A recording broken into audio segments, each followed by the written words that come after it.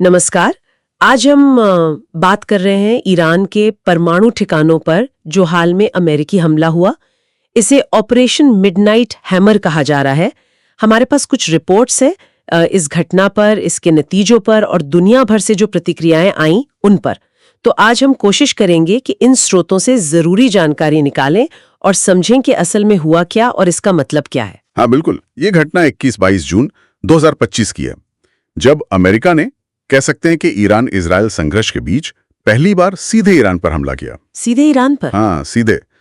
B-2 stealth bombers इस्तेमाल हुए और फोर्डो, नतांज, इस्फहान, ये 3 अहम ईरानी परमाणु ठिकाने थे।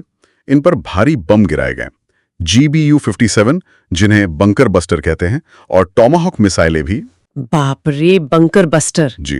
और अमेरिकी राष्ट्रपति का बयान भी तुरंत आया कि ये एक बेहद सफल हमला था। बेहद सफल। लेकिन ये तो शुरुआती दावे थे ना, बाद में जो खुफिया रिपोर्ट्स आई वो शायद कुछ और कहानी बता रही थी। बिल्कुल बिल्कुल। बाद के जो आंकलन आए, इंटेलिजेंस असेसमेंट्स, उनसे पता चला कि हाँ, नुकसान तो हुआ, काफी हुआ, लेकिन ईरान का परमाणु कार्यक्रम शायद सिर्फ कुछ महीनों के लिए ही पीछे हटाए। सिर्फ कुछ महीने? हाँ, मतलब जो मुख्य भूमिगत सुविधाएं थी, अंडरग्राउंड फैसिलिटीज, जैसे सेंट्रीफ्यूज हॉल या फिर यूरेनियम का जो भंडार था, वो काफी हद तक सुरक्षित रहे। अच्छा, तो कार्यक्रम रुका नहीं, बस धीमा हुआ। सही कहा, धीमा हुआ। और इस पर IAEA यानी अंतर्राष्ट्रीय परमाणु ऊर्जा एजेंसी, उनका भी बयान आया है। हाँ, उन्होंने क्या कहा? IAEA ने भी माना है कि ढांचागत नुकसान हुआ है फोर्डो और नतांज में, और वहां केमिकल कंटेमिनेशन यानी रासायनिक संदूषण का भी खतरा है। लेकिन राहत की बात यह है कि कोई फौरी रेडिएशन लीक का खतरा नहीं दिखा। पर एक बहुत अहम और चिंता वाली बात सामने आई है। वो क्या? कि ऐसा लगता है कि हमले से ठीक पहले ईरान ने वहां से संवर्धित यूरेनियम, एनरिच्ड यूरेनियम हटा लिया था, और करीब 900 पाउंड 60% तक संवर्धित यूरेनियम का कोई हिसाब नहीं मिल रहा है। 900 पाउंड 60% एनरिच्ड, ये तो मतलब हथियार बनाने के काफी करीब हुआ। बिल्कुल, ये हथियार ग्रिड से बस एक कदम दूर है, और इसका गायब होना या हिसाब ना मिलना, ये परमाणु सामग्री की सुरक्षा पर बहुत गंभीर सवाल है। ये तो बहुत बड़ी बात है। अच्छा, अमेरिका के अंदर इस पर क्या रिएक्शन रहा? क्या सबने समर्थन किया इसका? नहीं, मिला जुला रिएक्शन था। रिपब्लिकन पार्टी ने तो ज्यादातर समर्थन किया, लेकिन डेमोक्रेट्स में से कुछ ने चिंता जताई। कहा कि ये असंवैधानिक है और इससे तनाव खतरनाक हद तक बढ़ सकता है। और कांग्रेस में? हाँ, कांग्रेस में वॉर पावर्स एक्ट पर बहस छिड़ गई कि क्या राष्ट्रपति को इतनी बड़ी सैन्य कार्रवाई से पहले कांग्रेस से अनुमति लेनी चाहिए थी या नहीं। ये बहस चली। और दुनिया भर में जाहिर है बाकी देशों ने भी कुछ कहा होगा। अंतर्राष्ट्रीय स्तर पर काफी चिंता जताई गई। UN सेक्रेटरी जनरल ने इसे खतरनाक तनाव बढ़ाने वाला कदम कहा।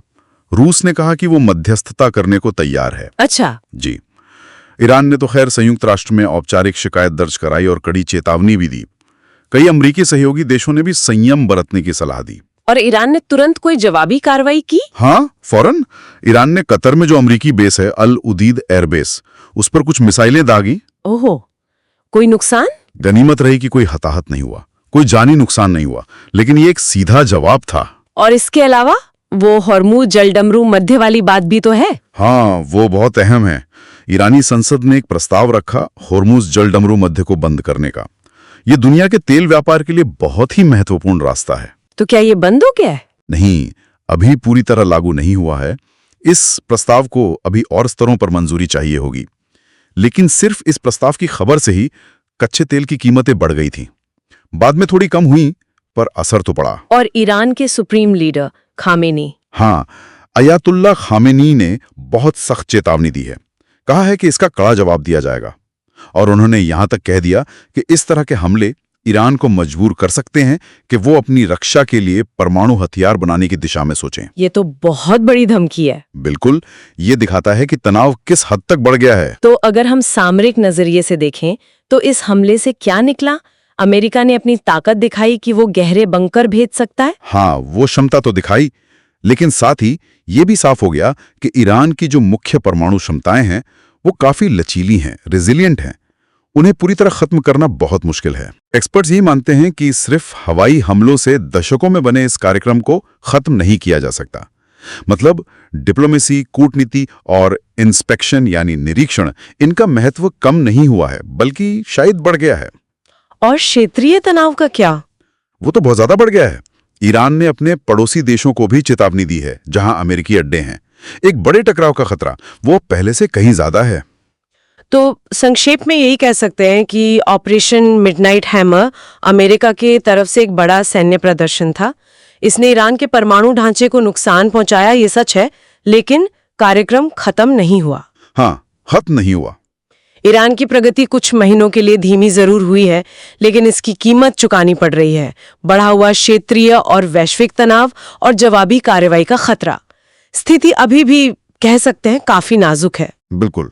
और यहाँ एक सवाल जरूर मन में आता है, ये देखते हुए कि ईरान की मुख्य परमाणु क्षमताएं अभी भी सुरक्षित हैं और इतनी बड़ी मात्रा में, जैसा मैंने कहा, हाईली एनरिच्ड यूरेनियम का हिसाब नहीं है, तो सोचने वाली बात यह है कि इस सैन्य कार्रवाई का असल हासिल क्या है। भविष्य की परमाणु सुरक्षा और क्षेत्रीय स्थिरता के लिए इसने क्या दांव पर लगा दिया है, इस पर आगे भी नजर रखनी होगी।